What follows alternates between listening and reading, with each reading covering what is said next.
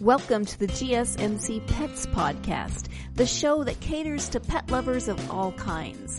We'll talk about pets on social media, pets doing amazing things, and how to take care of the pets in your life.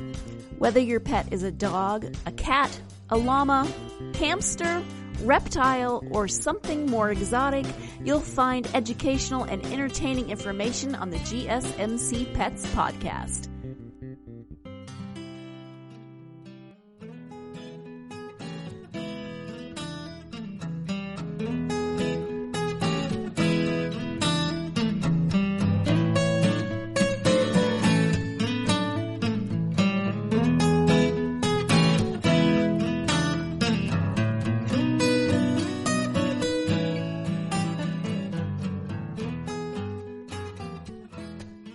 Hello, and thanks once again for tuning in to the GSMC Pets Podcast, brought to you by the GSMC Podcast Network. I'm your host, Alex Fletes.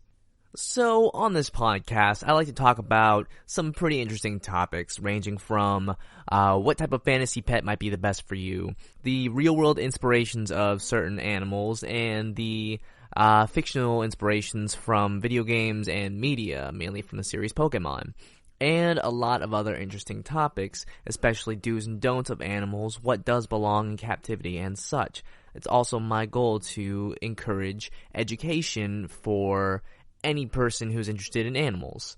But as today goes on, I would like to also talk about a breed of animals that I haven't had a lot of time to talk about, but even still, I want to encourage pet and adoption.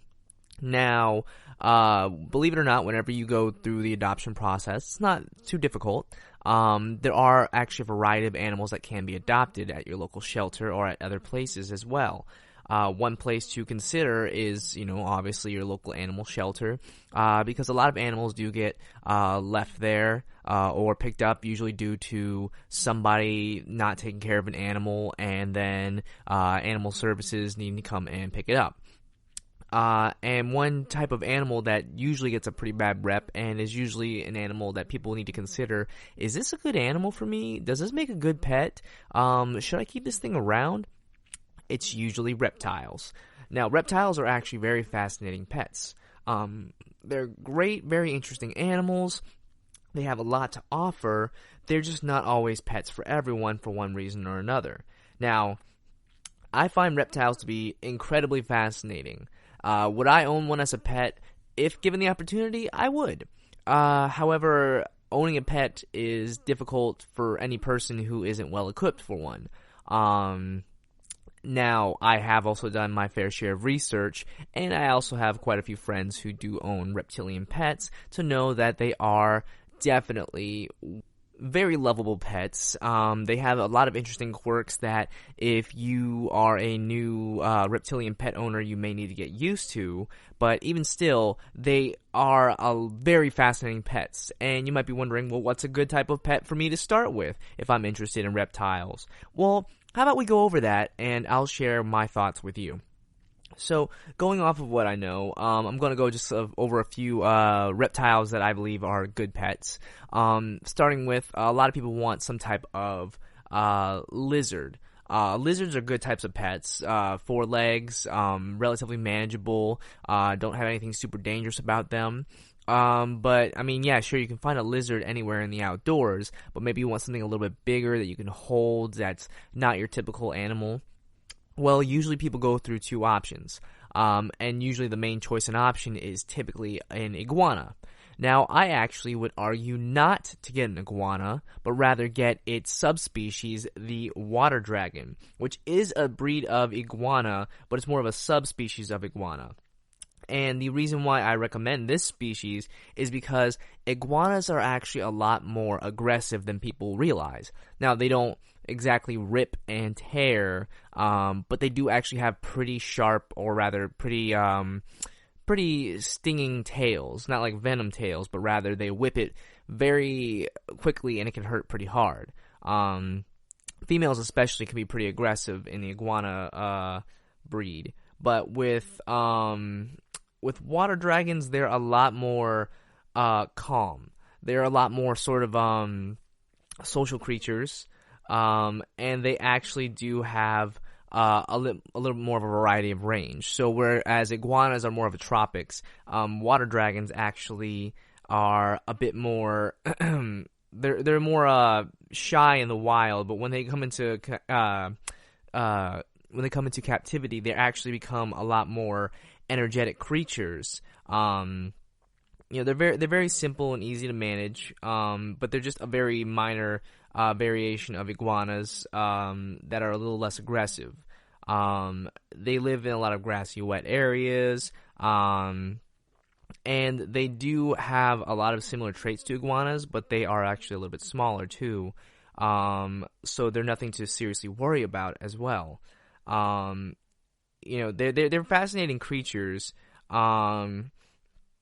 But usually, their diets are going to be a lot of things such as, bugs. I think some vegetation as well. But they're not super difficult to maintain. They're very energetic when they're in captivity, but they're far less aggressive because they don't have that trait that most iguanas have, I guess, due to size and also just due to location as well. And size can also be a big factor in an animal's personality, because the bigger an animal gets, quite typically, the more food they want, and typically if it's a bigger animal, it could be closer to a predator of that species, and when it's a predatorial animal, they usually have a lot more, shall we say, attitude. But smaller animals typically are less aggressive, and that's why they can make better pets. The difference between owning, say, a lion and a, feral cat is that one's an apex predator that needs to eat its almost weight in food, and the other is a domesticated cat that doesn't need to eat as much food and couldn't do that much damage to you, and still be a little aggressive, but it's more manageable. So that is partly why it is pretty fascinating about these creatures. Size does matter, especially with reptiles as well, because they will know that size can make a difference in life or death for them, especially with all the unique abilities they have as well. And that's also why it's interesting for iguanas too, because iguanas do have claws, but they also have a lot of spikes as well, so they are made for defense. And iguanas especially actually do have powerful tails, and a unique ability to detach their tail once if they really need to get out of a situation, which is why these creatures sort of come off as being aggressive and having a lot of survival tactics, because they usually need to survive. Whereas these water dragons actually are small enough that larger birds will actually take advantage of that. They'll actually go and pick these creatures as well. So being as small as they are, they probably feel a lot safer than in the wild too. So it's definitely fascinating. They're also semi-aquatic as well. They love to hang near the water. So having these as pets, it's not that difficult to manage their environment as well. But these creatures are great. They have a decent lifespan as well. They're definitely a creature you can interact with, while at the same time also getting to have that similar creature. Because iguanas are really cool. Actually, one of my cousins used to have an iguana when we were younger, but he didn't have it for long because it was too aggressive of a creature. But having a smaller creature is definitely a good way to sort of get that same experience, but also take care of a creature that might be a little more sensitive and could definitely be something easier to manage as well. That's always the important thing, is knowing the difference. Knowing what is important for these creatures, what helps them live longer and healthier. I highly recommend, if you are interested in some type of lizard, a water dragon might be a good place. And places to find these kind of creatures are always like animal expos. Always be careful where you buy animals. Try not to go through every exotic dealer you can. Try to find somewhere pretty reputable. Because some of these animals are also off limits to trades. So you can't just trade any animal you want. You do need to look for the right places as well. Because any person can say, oh yeah, we got this animal, we'll sell it to you, and some animals aren't supposed to be kept in captivity or aren't supposed to be bred for specific reasons, one or another, unless they're being bred in captivity from rehabilitators.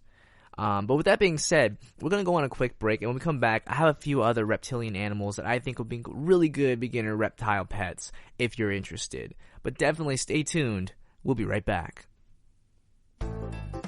You really can't underestimate the importance of having the right creative work for your brand or your product. Whether it's a logo, a website, a book cover, or an ad campaign, you really need a quality design to make that big difference pop and deliver your overall engagement and success in a competitive market. That's where Design Crowd comes in. Design Crowd has over 750,000 designers from Sydney to San Francisco, ready to help you with awesome creative ideas. They make crowdsourcing work for you. So if you need a logo or you're working on your creative branding, you can go to designcrowd.com and post a brief describing the design you need. And then within about 2 to 7 days, you'll receive up to over 100 different designs from designers around the world. Then you pick the best design and approve payment to the designer. So you're only paying for the design that you want. It takes a lot of the guesswork out of freelancing and out of crowdsourcing.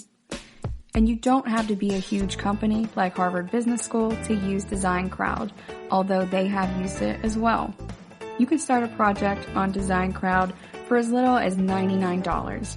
And if you go right now to designcrowd.com/health and wellness or enter the promo code health and wellness on their website, then our health and wellness listeners will receive up to $150 off of your design project. That's designcrowd.com/health and wellness or entering that promo code health and wellness. Are you tired of the same old news? Are you sick of the seemingly endless political spin and negativity? The GSMC America Still Beautiful podcast is a weekly news podcast covering all the top positive and uplifting news stories. We cover stories that will inspire, uplift, and remind you of the good in the world. Tune into the Golden State Media Concepts America Still Beautiful podcast to get all the great and positive news stories of today. Download the GSMC America Still Beautiful podcast on iTunes, Stitcher, SoundCloud, Google Play, or anywhere you find podcasts. Just type GSMC in the search bar.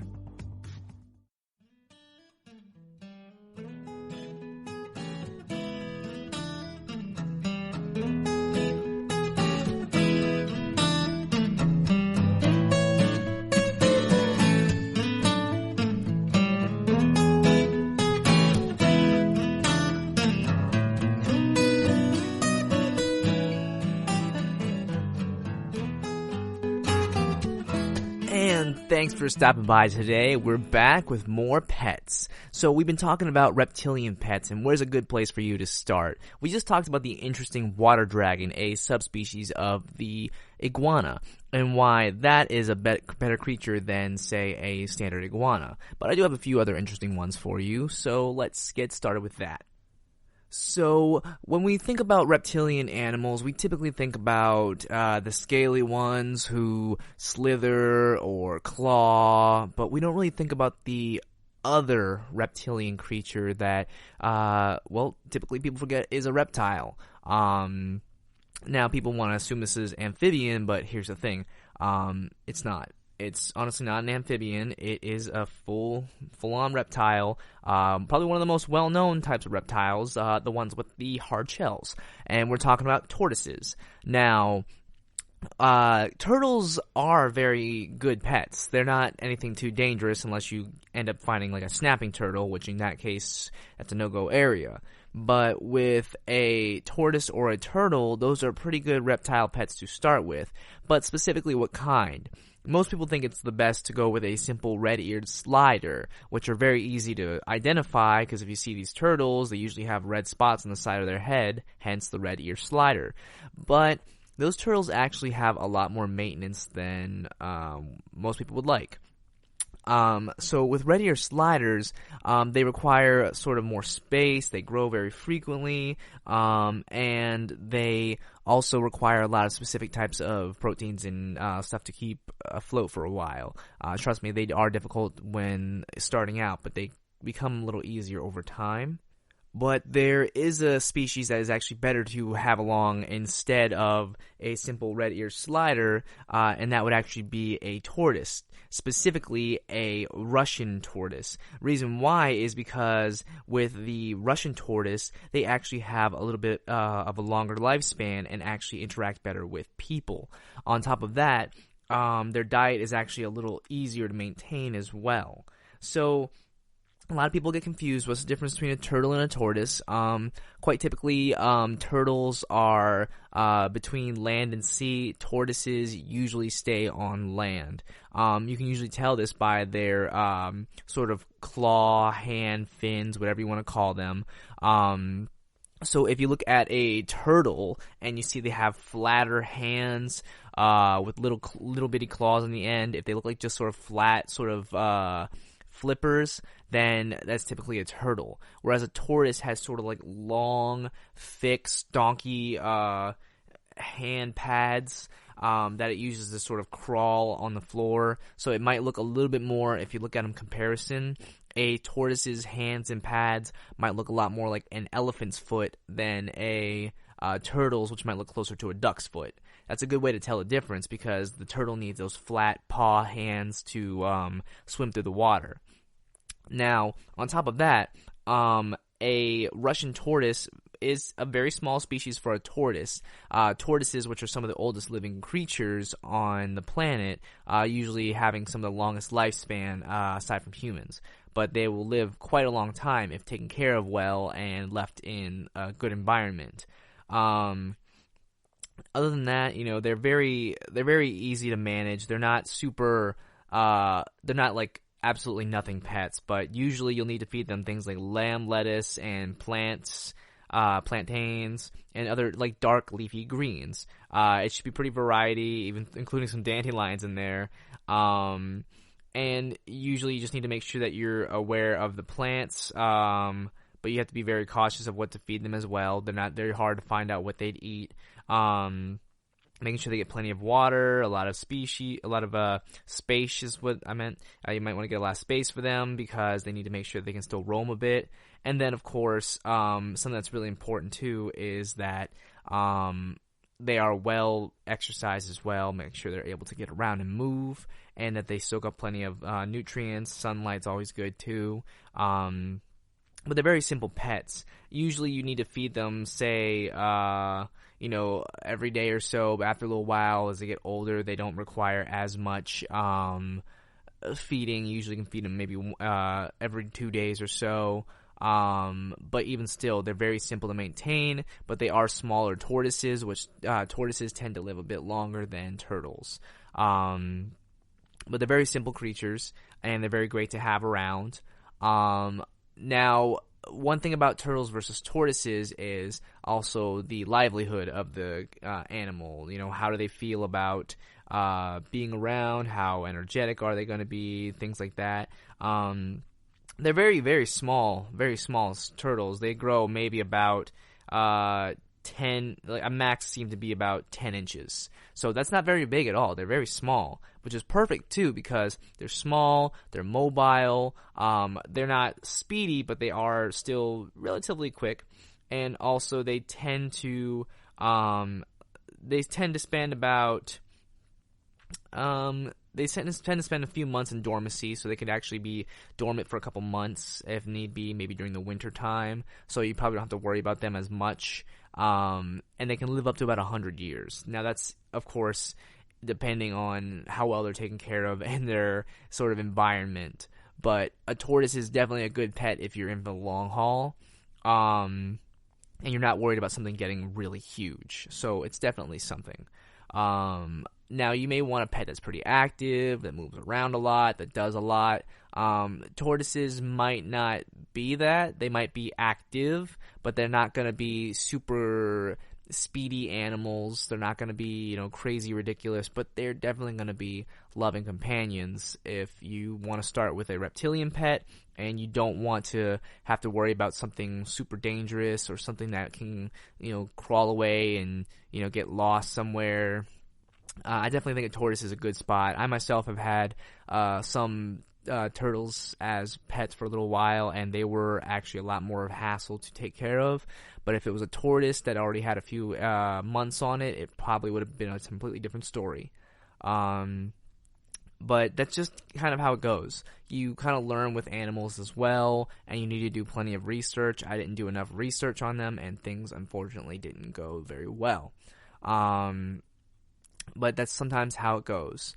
Now, reptiles are, again, very fascinating creatures, especially whenever they have very unique needs and abilities, or rather, I find reptiles are some of the most versatile and unique creatures to move around. Some, sluggishly trot on, some climb and scale the walls, and some just slither everywhere. They're definitely some of the more unique creatures for pets, and they usually get a pretty negative rep because they're so unusual in the way they get around. But that's just sort of the way it goes with animals, is that they all have something unique to bring to the table, especially when it comes to being a pet or being a companion, and sometimes people just aren't really ready for that. And reptiles definitely deserve plenty of love. You just need to make sure that the education and a little bit of information is brought to your attention before you really consider diving into them. Because unlike cats, dogs, even birds that require very simple and very similar needs and taken care of for people, reptiles sometimes require extreme needs: heat, sun lamps, a lot of very extreme needs that humans won't always have, so they don't even think about. And their diets might also vastly contrast as well. So if you're not someone who can handle being with bugs, you might need to be cautious when it comes to reptiles as well. But with that being said, we're going to take another quick break. But when we come back, we have a few more interesting reptiles coming your way. And finally, I think some Slytherin fanatics might enjoy this one as well as we move forward. Please stay tuned, because we'll be right back. I want to talk to you guys about this amazing product I've been using lately called Hydrant. If you're like me and you want to kick the coffee habit, but you're worried about your energy levels depleting, to avoid the morning sluggishness and that midday slump, you need to make sure you're hydrated. It's super important. And that's where I've been using Hydrant. And for 25% off your first order, you can go to drinkhydrant.com and enter promo code GSMC at checkout. Hydrant is basically flavored electrolyte packets you mix directly into your water to make hydrating your body easy and delicious. And what I love about Hydrant, it's backed by research. The formula was developed by Oxford scientists to provide perfectly balanced, efficient hydration. Again, that's drinkhydrant.com and enter promo code GSMC for 25% off your first order. Another really cool thing about Hydrant, there's no synthetic colors or artificial sweeteners. The formula is vegan and you can choose between 3 different flavors or a variety pack. So for all my vegan friendly fellows out there, this one's for you. Again, this is drinkhydrant.com and enter promo code GSMC. Tired of searching the vast jungle of podcasts? Now listen close and hear this out. There's a podcast network that covers just about everything that you've been searching. Hey! The Golden State Media Concepts Podcast Network is here. Nothing less than a podcast bliss with endless hours of podcast coverage. From news, sports, music, fashion, cooking, entertainment, fantasy, football, and so much more. So stop lurking around and go straight out to the Golden State Media Concepts Podcast Network. Guaranteed to fill that podcast itch. Whatever it may be. Visit us at www.gsmcpodcast.com. Follow us on Facebook and Twitter, and download us on iTunes, SoundCloud, and Google Play.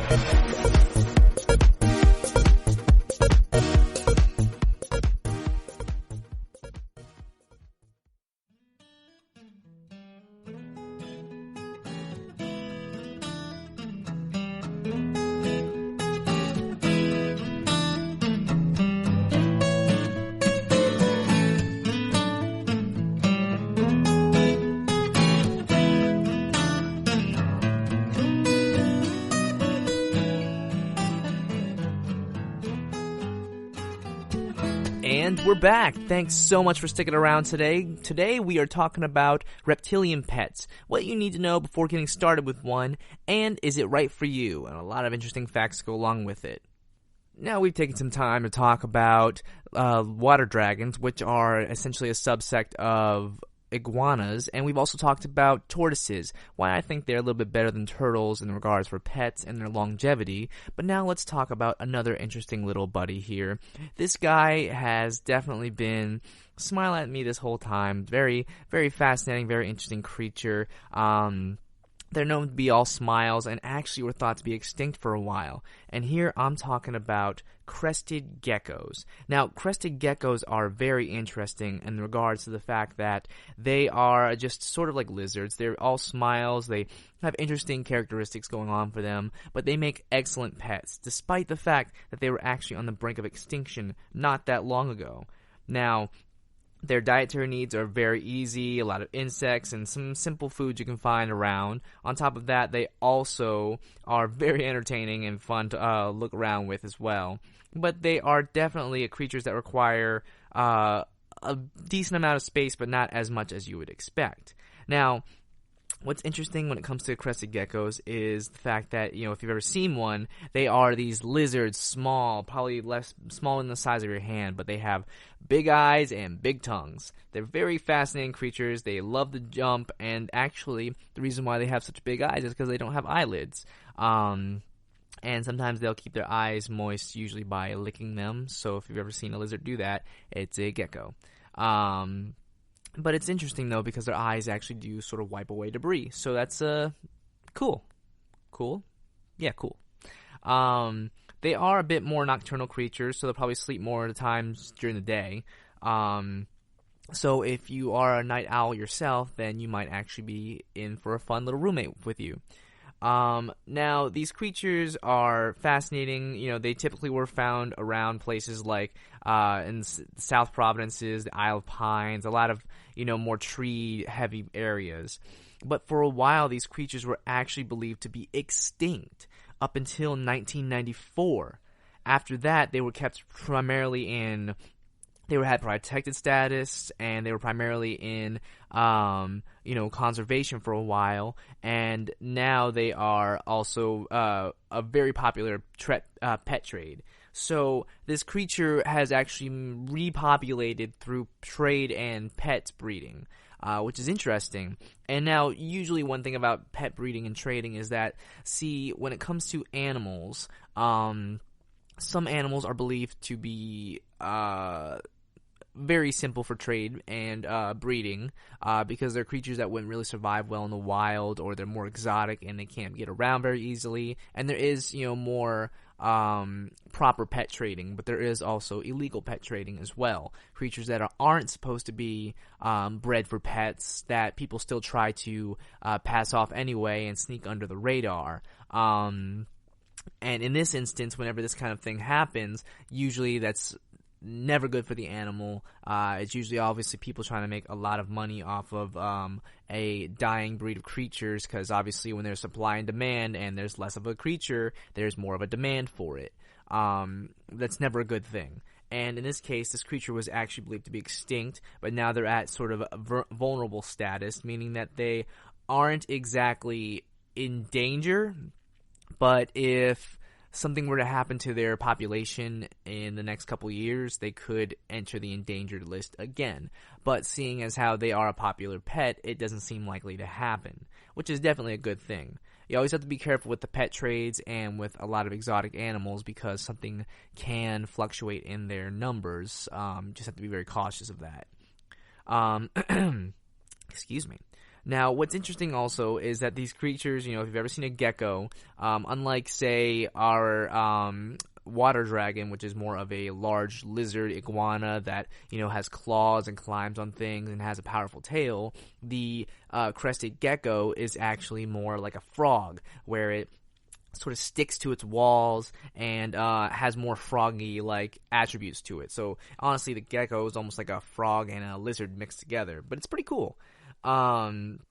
they do need to shed their skin up to once a week when they're young, but when they're fully grown, they'll probably do it every couple months. So that's honestly pretty cool. But along with that, there is always one one aspect I like to talk about when it comes to lizards is their ability to lose their tail. So if a crested gecko loses its tail due to fright, stress, as a defense mechanism, it won't grow it back. So it happens only if they believe that they are in danger. So if they are, say, about to get attacked by a predator, they get grabbed by the tail, they can pop off their tail and then run away, hopefully live another day, but they might have their tail again. And it happens a lot to a lot of adults. Geckos probably lose it, maybe something happens and it falls off. It happens very frequently. Now, this is also cool. So apparently they are omnivore, but they eat primarily insects and fruits. So they don't really seem to eat a ton of leaves, but rather they'll eat fruit and they'll also eat bugs. So that's actually pretty interesting. So keeping them as pets, what's interesting is that you need to make sure you feed them enough insects and fruits to keep them at a fair diet. So rather than feeding them leaves, you'll need to feed them, berries and, whatnot, and also feed them insects to keep them nice and healthy. Otherwise, they could have some metabolic bone disease or MBD. So that's obviously something right there to keep in mind as well. But I think that's a pretty fair and pretty uncomplicated way to feed these creatures, seeing as it doesn't require a whole lot for them, and they're actually very small in nature. Now, it was the export of these geckos from the wild seemed to be prohibited, but as of late, they also seem to be more kept in bred in captivity. So taking them out of the wild seems to be a different take than actually being bred in captivity, because there is a difference between a wild creature and a captive bred creature. So these are very popular creatures as well for the trade. It definitely is important to know what the trade laws are in your state or your country, because you could be hearing one thing, but it really could mean something else. And because these creatures had a bit of a reputation of being endangered or being almost considered extinct, they could be a special case. So you have to be cautious of that. They were originally believed to be extinct, and then it seems as though they sort of just were rediscovered after a tropical storm in 1994, and then more than likely they were scooped back up and then started the breeding process, and just made sure that they had valuable numbers. So geckos are definitely interesting if you want a lizard pet that doesn't have claws, that isn't, possibly moody like an iguana, but is, small, fun to play with, and, is a very fascinating pet altogether. I think they're pretty cool, and I think that a lot of things they're capable of doing is really amazing. I don't know how, quote, cuddly these pets are, but they definitely are really cool pets nonetheless. I'd highly recommend one of these, since they're probably one of the least dangerous that would be on this list, or least intimidating. And since it's just a simple gecko. However, unlike a tortoise or an iguana, these would probably be a little harder to hold and manage, but they'd still be very fascinating in the time being. And I definitely think if you want a more, more of a looker of a pet, this might be a good place to go with them. Because reptiles are fascinating in a lot of regards, but sometimes they have very specific needs. But with that being said, it's time to go on another quick break, but when we do come back, we have a few more really interesting pets to take care of, and we're diving into that territory. The slippery, the slimy, the slithery, the hissy reptiles that everyone comes to know and love and possibly fear as well. But please stay tuned. We'll be right back. You really can't underestimate the importance of having the right creative work for your brand or your product. Whether it's a logo, a website, a book cover, or an ad campaign, you really need a quality design to make that big difference pop and deliver your overall engagement and success in a competitive market. That's where Design Crowd comes in. Design Crowd has over 750,000 designers from Sydney to San Francisco ready to help you with awesome creative ideas. They make crowdsourcing work for you. So if you need a logo or you're working on your creative branding, you can go to designcrowd.com and post a brief describing the design you need. And then within about 2 to 7 days, you'll receive up to over 100 different designs from designers around the world. Then you pick the best design and approve payment to the designer. So you're only paying for the design that you want. It takes a lot of the guesswork out of freelancing and out of crowdsourcing. And you don't have to be a huge company like Harvard Business School to use Design Crowd, although they have used it as well. You can start a project on Design Crowd for as little as $99. And if you go right now to designcrowd.com/health and wellness or enter the promo code health and wellness on their website, then our health and wellness listeners will receive up to $150 off of your design project. That's designcrowd.com/health and wellness or entering that promo code health and wellness. Is weird, odd, strange, or just plain bizarre is really your cup of tea? Then the Golden State Media Concepts Weird News Podcast will give you that fix. Can't believe it? Well, listen for yourself as we deliver the strangest news you definitely won't find on CNN or Fox. It's the Golden State Media Concepts Weird News Podcast.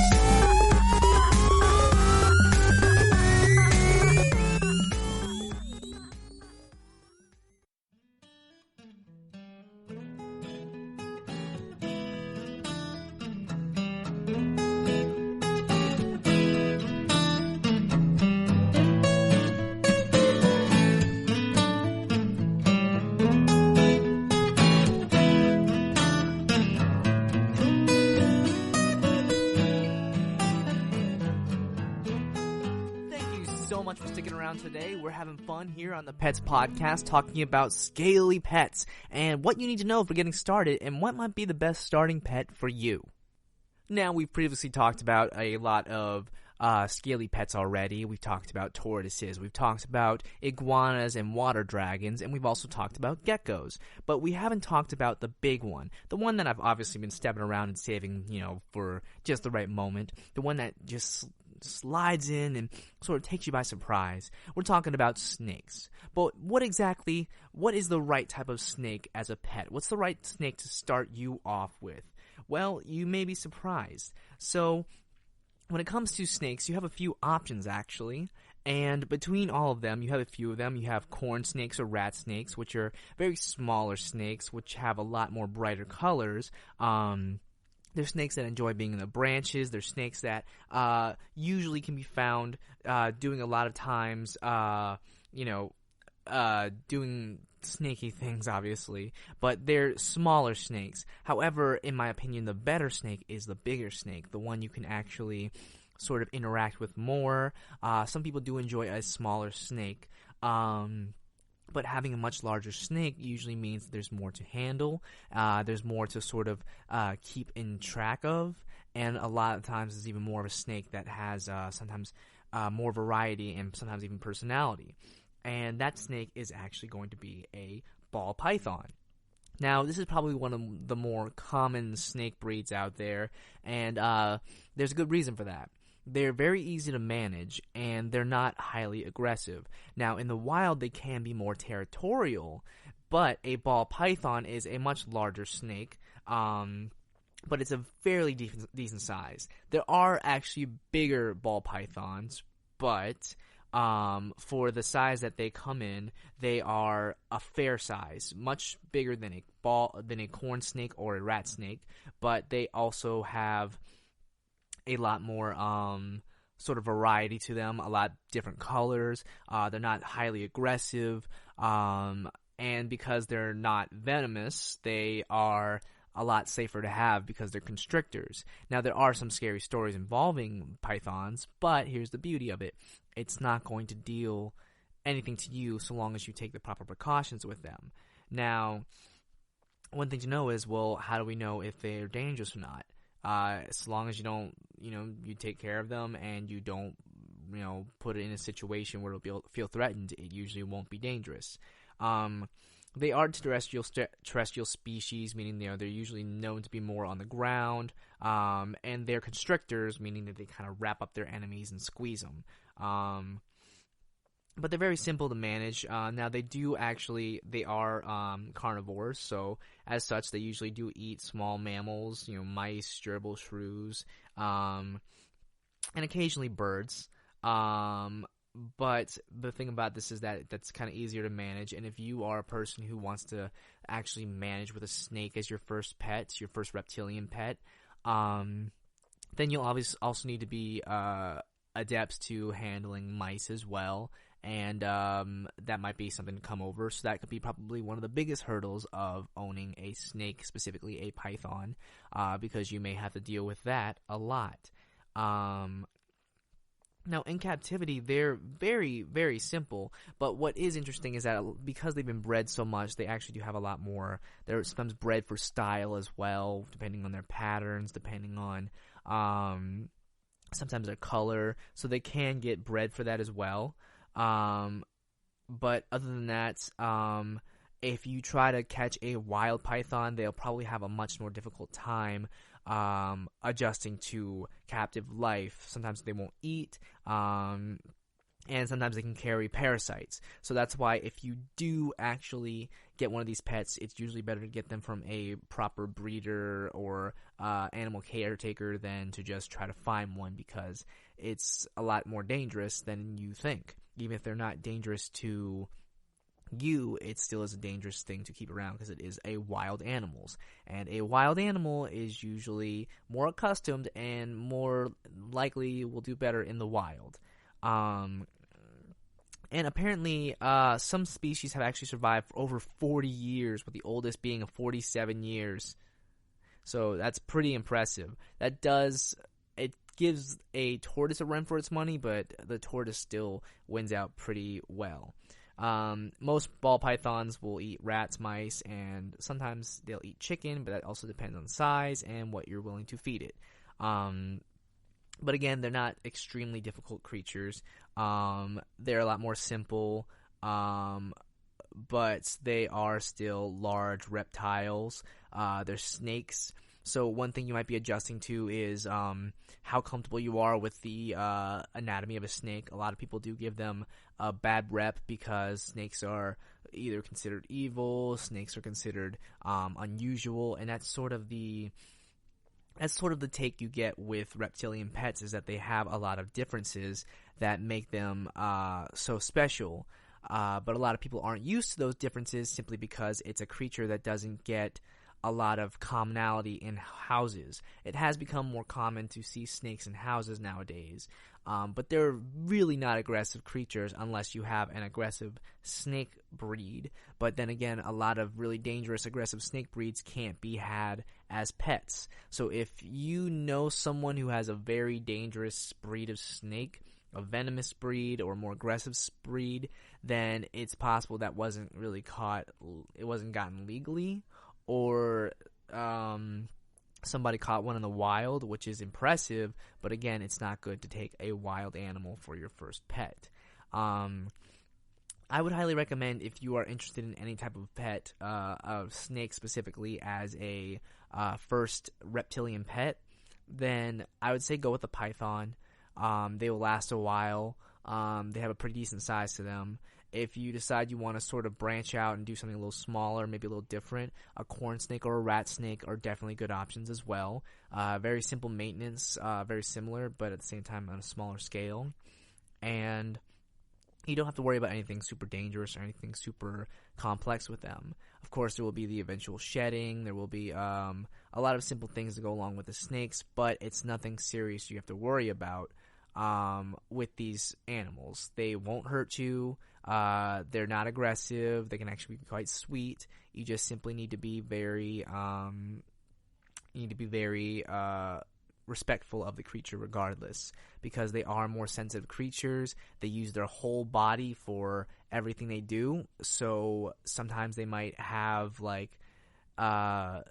the need to use their whole body to get around, and so you can't just kind of do anything you want with them, whereas most mammals have appendages or they have extra limbs to help them do things. A snake is fully sensitive from its head to its tail, so you do need to be cautious of those sort of things. A lot of other reptiles like lizards, geckos, tortoises have more appendages, so they can be treated a little bit differently. So it is something you definitely need to sort of adjust to with snakes specifically. They are very fascinating pets, very intriguing, definitely something to spend some time and learn about, and definitely something to take some time to get used to if you aren't quite familiar with snakes. Definitely take some time to get used to them before you take one into your home, because you don't want any touchy situations based off of someone's inexperience. It's better to be at least a little bit experienced, get used to them, definitely talk to experts, go to stores, go to pet traders, and ask them a lot of questions and get used to them before you actually bring one into your home, just for the safety of everyone, including yourself. Because they're not bad animals. They're just, not in the norm for most people. But there really are really good snakes. Just give them a chance. But with that being said, it's time we go on another quick break. But when we come back, we have one other animal we want to talk about and sort of bringing this all together very soon. So please stay tuned. We'll be right back.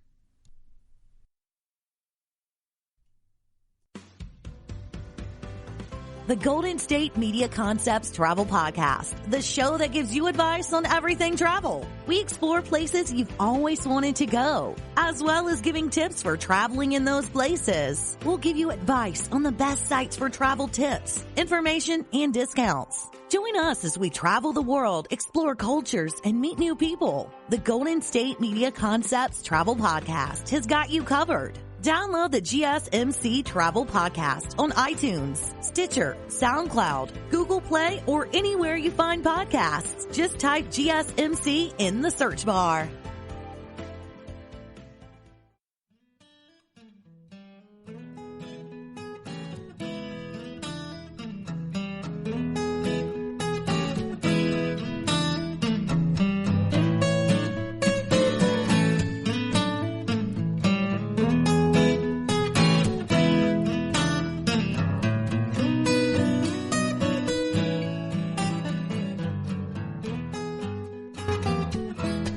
I am so glad you guys have stuck around today. We are talking about reptilian animals and what's the right type of pet to start you off with. We've talked about snakes, tortoises. We talked about iguanas and the positives and negatives of these creatures. But we have one other I want to talk about with you today. Now, when it comes to reptilian animals, there are quite a lot out there, some of which you may think, well, this would make a great pet, it's not very big, or, ooh, it's pretty, I want one. But that's not exactly how pets work. When it comes to pets, you have to know what's proper, what's good to take care of them, and how well they would adjust in captivity. Now, a lot of the pets that I've mentioned today are really great for captivity. They're usually bred in captivity or they have a long experience in captivity. But one that has been up and down with captivity and has definitely become very popular that I would highly recommend if you're interested in getting some form of reptilian pet as your first reptilian pet. Now, reptilian pets can vary in difficulty to manage, as well as where you live, how well it'll survive in captivity, but this one's definitely had a pretty positive reputation in captivity as a pet, and that would be the bearded dragon. The bearded dragon, which also has its official name as a pogona, I believe. Pogona? But people call him a bearded dragon because, I guess what people would call on frogs sort of their sac under their chin that expands. They're called a beard, and sometimes those things can come off. Usually they're white, but sometimes they can come off as black. And whenever that bearded dragon displays that beard, it just makes it look bigger. And also some of the smaller things like the small spikes and head shape kind of make it look like a dragon. Very cute. It honestly is pretty cute. This is a pretty good pet to start things off with. It's got, it's smaller than an iguana. It's not as aggressive. It's a little bit bigger than a gecko, so it's a nice mid-size. And the best part is that they're omnivores. They eat insects, they eat vegetables, and they also are awake during the day, so they are great for anyone who wants to have an animal alongside the normal times that you're going to be up as well. So they definitely have an adjusted schedule that works really well for people. They're fascinating creatures. They have great personalities, and since they're non-aggressive, you don't have to worry about anything about the dangers of having this kind of pet inside your house. You have to worry about agitating it. Now, you should always worry about agitating your animal because you don't want anything bad to happen to your animal. You want to make sure it's safe and happy, which is always important. Now, for a while, there are other reasons why their beard can turn black. Could be stress. So you have to be cautious with that as well. You usually want that beard to be like a nice little yellow or white, depending on the color of the skin. Now, these creatures will just usually be on rocks. Like, they'll just be sitting on a rock in the middle of the day. That's what they do. They just love it. So they often are kept as pets, but they also, because they're exotic enough, they actually can be kept in zoos as well. So you might, and usually used as a comparison. So that's actually a pretty interesting fact. They're common enough to be kept as a comparison, but they're exotic enough to be put in a zoo. Huh, how about that? Habitat-wise, they're from the deserts in Australia, so they like the heat, obviously, subtropics. So they'll like light. They're gonna they're gonna need some heat, so that's definitely gonna be something to keep in mind. If you live somewhere where there's less heat or a lot more cool, you might need to be cautious with these guys. They're definitely gonna want to be inside most of the time. But hot places, yeah, they're definitely gonna do pretty well. Obviously you can't keep them too hot because too heat, and they'll die. So you have to keep them at a nice temperature, somewhere around the 75 to 80 degrees. Just be cautious with that. On top of that, they're very interesting creatures. Adult bearded dragons can be territorial, but that's also in the wild. That depends. And on top of that, they're very interesting. They also have a range of colors they'll come in, so there is variety with these creatures as well. But it's pretty fascinating, honestly. Now, when it comes to being in captivity, they're actually pretty common. They're pretty common creatures, but there's a good reason. They're good creatures. Now, for a while, bearded dragons, they became more popular in the early 90s, and as such, they were actually banned from being sold as pets in the 1960s from Australia, but I guess this sort of just kind of kept going, and then they sort of just became commonplace enough to be able to be kept as pets from a wide stay. Now, an average size, a bearded dragon, an adult male one, can reach about 16 to 24 inches. That's definitely bigger than a gecko, but it's not quite as big as a iguana can get. Iguanas can get a little bit longer. On occasion, they can also get somewhere about 10 to 20 ounces in size, so they're not super heavy, very light actually. And they'll live about a good 10 to 12 years, sometimes 14 years in captivity if taken good care of. But there is also some positives, and along with the positives, there's a lot of negatives. Now, bearded dragons, when they're young, they got to eat a lot of insects to get stronger, but as they get older, they can actually start eating in a lot more fruit. They can start eating a lot more plant stuff as well. But they should have, as they get older, they should have a lot more plants, leafy greens, but also should have some bugs in there as well. Now, you do have to be cautious of them because bearded dragons are resilient to a lot of illnesses, but they do have some health issues. They have one thing specifically called a metabolic bone disease, and a few other small things as well, including parasites. Just because it means they have poor diet or inadequate heat and lighting. So as long as you're taking care of it, it'll be fine. There's a lot of issues that sort of come along with it, a lot of which I can't really go into because there's a lot. But these are very, very specific things that are always risks with animals. Some animals can have basic diseases. Some animals are known to get a very specific disease unique to that species. And bearded dragons are one of those species. but it doesn't mean that they can't be pets. It just means you have to make sure you take really good care of them. But that is part of the package. And I'd still recommend it just because bearded dragons do offer a lot and are very, very good starting animals. When it comes to reptiles are going to be complicated no matter what. They require a different physiology than most mammals. So your dog, your cat, a bunny, a chicken, they all have very relatively similar needs in regard to environment, physiology. So you don't have to worry as much about keeping things exactly perfect for them.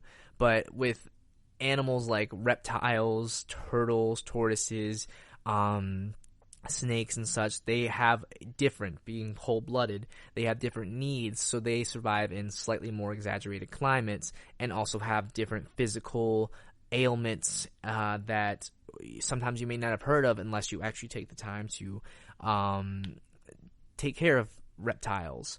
So that is part of the challenge into why there is a good need to have starter animals and learning pets. Because you need to learn how to adapt to them and get better acquainted with reptiles to take care of future ones. They're really good pets. They just require a different form of knowledge and love if you want to really make the most out of the time you have with them.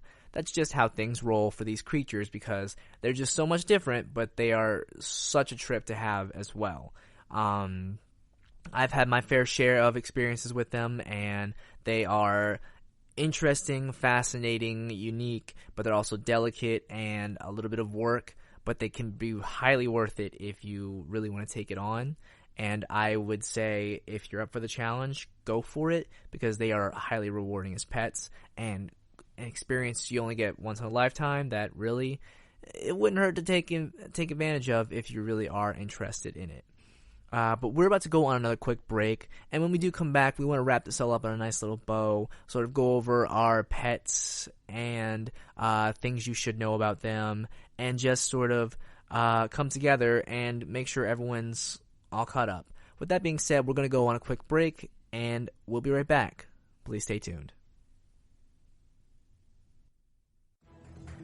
Want to find out what movies to go see? Then check out the GSMC Movie Podcast. It's your ticket to the latest movies, whether it's a new blockbuster event, romantic, comedy, or action flick. This show has got it all covered. They talk some what to go see now. Don't bother. What's hot on Netflix and everything in between. That's GSMCpodcast.com/movie-podcast. When it's all about the movies, it has to be this new show. Don't forget to like them on Facebook and follow them on Twitter. Visit GSMCpodcast.com for more info.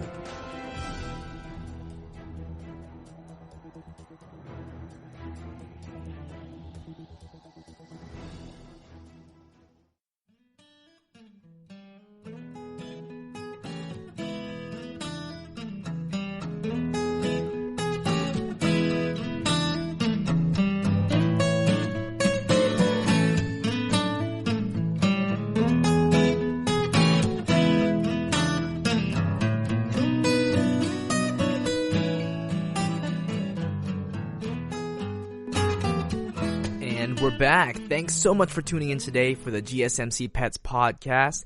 Today we've been talking about reptilian pets, the first pet you should look into if you're looking to get a reptile. We talked about several ones already: snakes, tortoises, geckos, bearded dragons, and a bunch of other stuff. And now we're kind of bringing all that back together right now.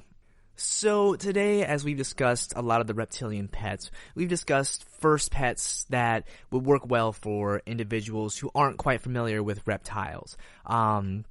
Some people have a natural grasp and pull towards reptiles, wanting to make them pets, and there's nothing wrong with that at all.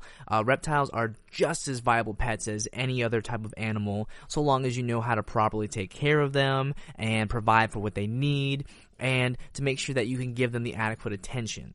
When it comes to other pets such as dogs, cats, birds, even some more interesting pets like horses or even pigs or any other type of pet you can think of, a lot of times the differings are going to be size, feed, and occasionally any medical needs they need. But when it comes to reptiles, they have a lot of different physiology. being cold-blooded, along with a lot of the diet they have to take in. While some animals may have similar diets, a lot of times reptiles don't adhere to them. You can feed dogs and cats specific foods, dog food, cat food. You can feed horses specific types of oats, but for reptiles it doesn't seem like they have that same ability. Rather, it seems that they have to eat more natural foods like crickets, bugs, occasionally fruits and vegetables. Very viable foods, very easy to get your hands on, so that's not the issue. But you do also have to notice that even though they are more versatile creatures with unique abilities and skills, they also do have a lot more sensitivities as well, being that reptiles are actually much more sensitive to sounds, vibrations, and touch. That's why they have scales. It's why their bodies are so much different, is that a lot of times they rely on touch for their sort of finding their ways around and for enduring different environments. As such, you have to sort of change your approach to how you can really handle these type of animals to begin with. I personally have never really owned a reptile. I've owned a turtle for a small period of time, and it was difficult. But you just kind of learn quickly that there's a lot that these creatures need to survive properly. And you're not always going to get that off the bat. You can't treat these creatures like you would treat a dog or a cat. You can hold them, you can play with them, but they're not going to give you all the same responses. And they're not always going to do things that you expect them to. But if you can be patient with these creatures and let them adapt to you over time, you might get some interesting results. They are creatures that love to climb, so you need to be used to that as well. There's a lot of really complex things about reptiles as well. If you just take, for example, if you only take, say, the water dragon into account, it's basically an iguana. You have to take into account that this has potential to be a slightly aggressive creature, that it's also semi-aquatic. You also have to take into account that it still is partly an iguana species. You may have to look out for things like its tail, because they can still lose their tail. You have to make sure their nutrition's well balanced as well. Same thing with bearded dragons. While they don't have the same semi-aquatic nature or aggressiveness, their balanced diets are extremely important, because bearded dragons also have a lot of risk for small but common diseases, bone diseases, sicknesses. Their beard itself has to also be watched as well. And then, of course, you have to keep an eye on snakes. Snakes, not because they're dangerous, but because they actually have a lot more sensitivities. Snakes usually rely on sound, vibration, and smell to sense prey. So you can't overwhelm those senses. Overwhelming those senses would actually sort of could cause much more stress to the creature than you would even imagine. Whereas, dogs, cats, horses, a lot of these creatures, while somewhat sensitive to sound, still have a much more subdued reaction to them, because there's stuff they use very frequently. Snakes need vibrations to know when something's coming by. Snakes need smells to know what they're approaching, because they don't see as good. And of course, there's also very specific ways to even hold or touch the animal as well, especially because snakes and reptiles are also, they absorb a lot through their skin. Much like humans do. So you have to be very cautious as to what's on your skin, as to what you're putting around them, because they absorb what's around their environment, and it can affect them pretty negatively. And of course, like plants, they require a lot of sunlight and nutrients. But unlike dogs or cats, you can't bring them outside and let them roam free, because they're smaller and they have much more potential to get in danger, to get hurt, to get lost, to run off, because they don't have the same sense of I guess common loyalty would be a good way to explain it, but they don't have that sense of, this is my home. They live wherever they need to, wherever they find food. So that's just kind of an interesting thing to note about these creatures. They are very good pets if you are someone of a more docile nature who wants something that doesn't require as much physical and mechanical requirements to maintain, but at the same time still can have some form of interest and intimacy with a pet. I find that a lot of times reptiles are more intimate pets, that they sort of latch on to people more, whereas dogs, cats, and such, they sort of are more it's like external pets that have so much energy, and you spend time with them, and you make a lot of time with them. But it's definitely depending on the individual. Some people find these creatures to be more fascinating, more lovable, or they love the approach these creatures have, or there's just something completely fascinated with them. Whereas some people need that energy, they need that companionship of a dog or a cat, and there's nothing wrong with any of that either way. The smart thing to do is just to always make sure you do your research and not simply pick out a pet that you just like because for some reason. Make sure that it's something that you're capable of taking care of, and that you don't have to worry about a lot of basic things, that it's something you can pick up on very quickly. Make sure you always do research before investing time with a pet, because you never know what this pet needs, what they're capable of, what stress inducers, what sort of things make them happy. It requires a lot of extra research for creatures like this. Sometimes even just their simple housing or cage can be a big stress factor as well, because if they aren't put in a big enough environment, they won't do well either. So it has to be a well-maintained environment for these creatures. Otherwise, they won't do very well, and then they won't last. It's just unfortunate, but they do require a little extra attention and a little extra care. But I still do find these creatures incredibly fascinating. And a lot of times I go to see my friends who have these type of creatures, and, they're not very interactive pets, but they are still fascinating in all the things they do. And it's always fun to get to learn them. And I hope that people take some time right now while we have the time to stay inside, and even if not during a certain crisis, that, in your downtime you take a little extra time to get to learn about some of these creatures, because education and learning and understanding is always one of the most important things you can do when it comes to being around animals, especially very well-meaning and very specific needs pets, because they are just as important and just as loving as other pets, but they just have a different set of requirements to keep them safe. But with that being said, I'd like to thank you all once again for tuning in to the GSMC Pets Podcast, brought to you by the GSMC Podcast Network. If you like what you heard today, please subscribe, give us a like, and if you really like what you heard, consider leaving us a comment. What's your favorite type of reptile as a pet? Let us know in the comments. And if you really want to be in contact with us, follow us on social media on Facebook, Instagram, and Twitter. And like always, thanks for tuning in, and we'll see you next time. You've been listening to the GSMC Pets Podcast, part of the GSMC Podcast Network. You can find this show and others like it at www.gsmcpodcast.com. Download our podcasts on Apple Podcasts, Stitcher, SoundCloud, and Google Play. Just type in GSMC to find all of the shows from the GSMC Podcast Network. From movies to music, from sports to entertainment, from business news to weird news. Follow us on Twitter and Facebook. Thank you, and we hope you have enjoyed today's podcast.